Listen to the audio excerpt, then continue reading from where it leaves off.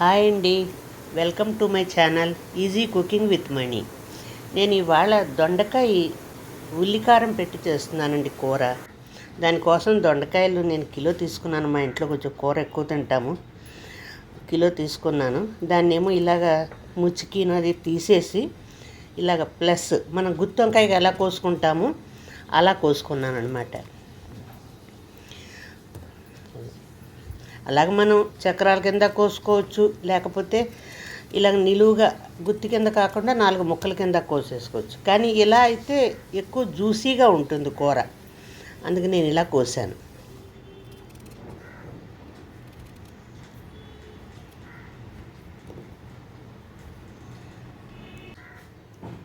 ఇది మొత్తం అన్నీ అలాగ కడిగేసుకుని శుభ్రంగా తోక ముచ్చికి తీసేసి ఇలాగ పక్షాల కింద కోసుకుని, అంటే గుత్తి కింద కోసుకున్నాను. పొయ్యి మీద బాండీ పెట్టి నూనె వేసి అందులో ఈ దొండకాయలు వేసి ఉప్పు మీకు రుచికి తగ్గట్టుగా, నేను 3 స్పూన్లు వేసాను. మీ టేస్ట్ బట్టి మీరు వేసుకోవచ్చు. 3 చిన్న స్పూన్లు వేసాను అనమాట. ఉప్పు, కొంచెం పసుపు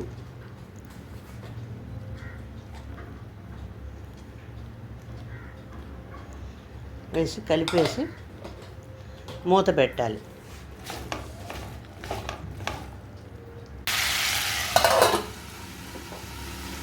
మూత పెట్టి మూత మీద కొంచెం నీళ్లు పోయాలి. కొంచెం గుంటలా ఉన్న మూత పెట్టాలి, కొంచెం నీళ్లు పోయాలి. నీళ్లు పోస్తే ఏంటంటే ఆవిరికి చక్కగా ముక్క మాడకుండా చక్కగా మగ్గుతుంది. అందులో గుత్తి కింద కోసాం కదా, బాగా మగ్గాలన్నమాట. అగో చూడండి, పైన ఎంత గమ్ముని మగ్గిపోయింది. కాయలు కూడా లేతగా ఉన్నాయి, బాగున్నాయి.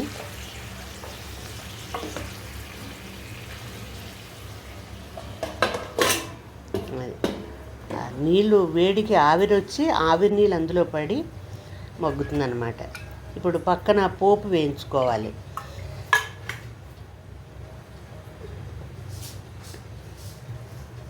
అంటే కూర మగ్గుతుండగానే సైడ్ బై సైడ్ వేసుకుంటే నూనె వేసి, నూనెలో మినపప్పు మనకు కావలసినట్టుగా వేసుకోవచ్చు అనుకోండి. నేను 2-3 స్పూన్లు వేసాను, కొంచెం కమ్మగా ఉంటుంది. మినపప్పు, జీలకర్ర, ముందు ధనియాలు వేసాను. ధనియాలు, జీలకర్ర,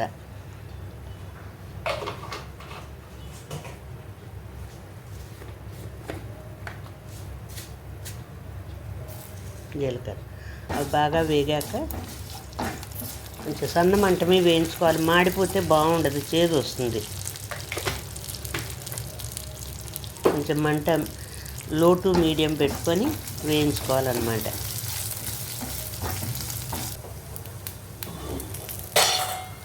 అది వేగాక అందులో ఉల్లిపాయలు, కొంచెం చిన్న సైజు అయితే 3 ఉల్లిపాయలు, పెద్ద సైజు అయితే 2 ఉల్లిపాయలు వేసుకుని అది కూడా బాగా మగ్గిపోయాక, అంటే మరీ మాడిపోక్కర్లేదు, కొంచెం గులాబీ రంగులోకి వస్తాయి, అవి ట్రాన్స్పరెంట్గా అవుతాయి. అంతవరకు చక్కగా వేయించేసుకుని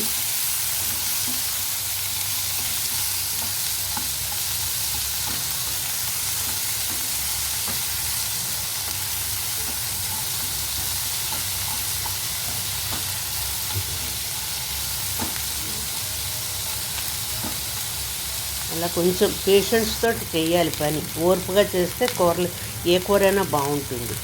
చింతపండు, కొంచెం నిమ్మకాయ సైజంత చింతపండు వేసి, ఇష్టమైన వాళ్ళు వెల్లుల్లిపాయ కూడా వేసుకోవచ్చు. నాకు వెల్లుల్లిపాయ వేస్తే కొంచెం నచ్చదు ఇందులో, ఇందుకు నేను ఉల్లిపాయ ఒకటే వేసుకున్నాను.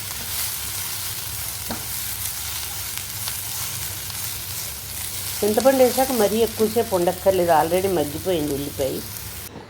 అది చల్లారి పెట్టుకుని గ్రైండ్ చేసుకోవాలన్నమాట.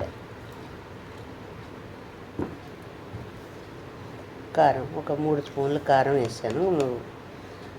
కాయలు ఎక్కువ ఉన్నాయి కదా, అందుకు కొంచెం కారం ఎక్కువ వేసాను. మేము కారం తింటాంలేండి, అందుకని. మధ్యలో కారం ఎందుకు వేసానంటే, మనం కారం కనుక పైన వేస్తే ఆ మిక్సీ జార్ యొక్క మూతకి అంటుకుపోతుంది. అది మొత్తం అంతా సమంగా కాకుండా ఓన్లీ కారం వెళ్ళి ముందు గ్రైండ్ చేసేటప్పుడు పైన ఉంటుంది. అందుకని ముందు ముక్కలు వేసి తర్వాత కారం వేసి తర్వాత మళ్ళీ ఉల్లిపాయ ముక్కలు వేస్తే బాగా చక్కగా గ్రైండ్ అవుతుంది. మూత పెట్టి గ్రైండ్ చేయాలి. చూడండి చక్కగా గ్రైండ్ అయింది. మరీ పేస్ట్లా చేసే అక్కర్లేదు, కొంచెం కొంచెం ముక్కలు ఉండచ్చు, బాగుంటుంది. ఇప్పుడు ఈలోగా ఈ కూర కూడా చూద్దాము. చక్కగా మగ్గిపోయింది, చూసారా ఎంత బాగుందో. ఇలా నొక్కి చూశాను మీ గరిటె పెట్టి, చక్కగా మెత్తబడింది.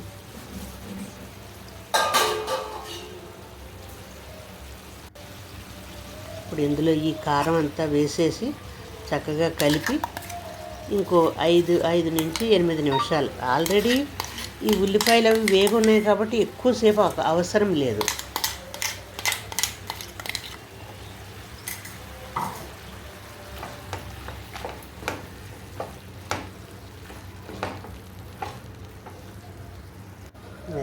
చక్కగా మగ్గిపోయింది, మొత్తం అంతా కలిసింది కదా. ఆ కలిసాక సన్న మంట మీద ఒక 8 నిమిషాలు, 5 నుంచి 8 నిమిషాలు ఉంచితే చాలు, అంతకంటే అక్కర్లా. ఇప్పుడు ఇంకా నీళ్ళ మూత పెట్టకూడదు, మామూలు మూతే పెట్టాలి. ఇప్పుడు ఇంకా ఆవిరి నీళ్ళు పడితే బాగుండదు కూర.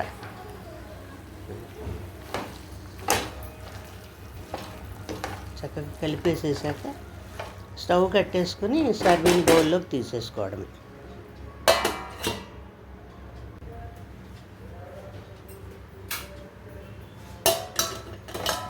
మరొకసారి కలుపుతున్నాను. అయిపోయింది. ఏమీ అసలు పచ్చిదనం అనేది లేదు, చాలా బాగుంది అది.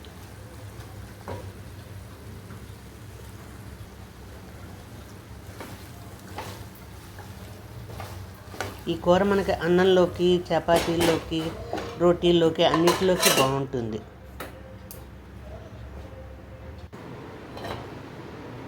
మనం సర్వింగ్ బౌల్లోకి తీసేసుకోవడమే.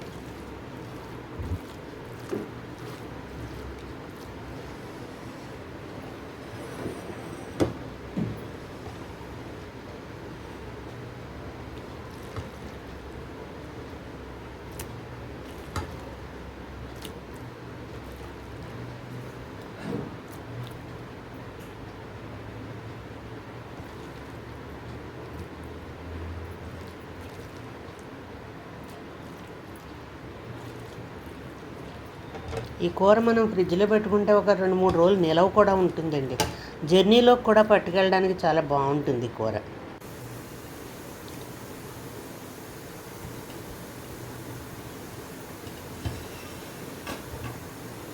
నా ఛానల్ని ఎవరైనా సబ్స్క్రైబ్ చేయని వాళ్ళు ఉంటే సబ్స్క్రైబ్ చేసుకోండి, లైక్ చేయండి, షేర్ చేయండి.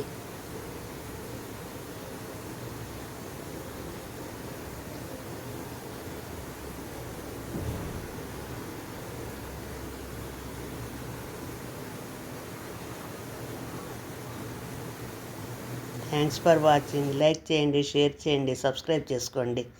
Thanks for watching.